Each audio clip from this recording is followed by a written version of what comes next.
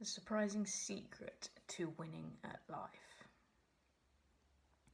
Now, let's be honest, there's probably loads of little things that you need to get right to win at life. It's not just one thing. However, there's always some things that carry more power. There are some things that if you do above all else, you're going to get better results. So we're going to talk about that today, because life will always have people that win and people that lose, people who are successful, people who are unsuccessful, and there is a couple of key differences between the two. You know, like we always say, success leaves clues. So we're going to look at some of those. As always, in every video that you watch, I'm going to aim to bring you some truth around what's actually working in this little personal development world, what you can do to live a better life, and of course encourage you and inspire you on your own journey. So the first kind of key difference between those who do well and those who don't is actually knowing the definition of success within the context of your life. And that requires clarity around what you actually want. Within Project Tempest, within the pathways, the second step on a continuum is clarity. To find clarity of purpose. As if you don't have clarity and you don't know what you want, then how can you ever be successful? What are you gauging that against? How are you measuring it? How are you tracking it? You can't. You can't truly be successful without having clarity around what success actually is for you, based on what you want, what your purpose is, what you need out of life, what you want out of life. So the first key difference there is actually having a level of clarity. There are a lot of people who, on the outside, are really successful. You may look at them and think, God, they're successful. But in their own minds, they're nowhere near. Because their version of success is very different to yours. So that's the first thing you need to do, is actually get some level of clarity around what success is for you. How does it look? How can you identify it? How can you track it? How can you measure it? And the second thing is actually knowing when to push on and to keep going and to actually exhibit a little bit of grit when things are tough. Because success isn't always plain sailing. All right, success is not easy. My phone's going to die. I'm going to plug it in. So excuse me for a moment. But success isn't, obviously I haven't got a charger.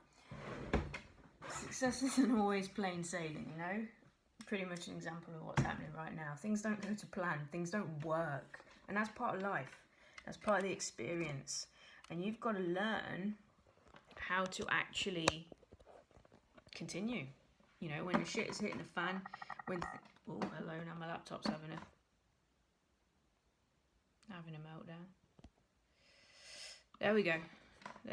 When things are not going to plan, much like this video, you've got to know when to keep going and actually, bring out the best in yourself. One of the key things that, comes around when it's about having grit is this idea of just showing up and doing what you need to do regardless of how things are going. And if you can do that, then you are going to be successful. You're never going to be successful if you quit too soon. If you quit too soon, then you're not going to get what you want. But on the flip side, the third piece in this is actually knowing when to let go. Know when to stop. Know when you're going in the wrong direction and you're pushing too hard against the wrong thing. Because it's very, very easy when you're on a journey and you're working towards stuff and you're trying to be successful to actually work on the wrong things. And it's difficult to know when to actually let go and either change direction or even start again completely. So knowing when something is not working and letting go of that is key. But of course you can't do that if you're not clear on what success is for you. If you're getting this result over and over again and it's not merging with what you actually want and what success looks like for you, then perhaps you're in a place where you got to let go, you got to change. And within that, practicing the art of saying no.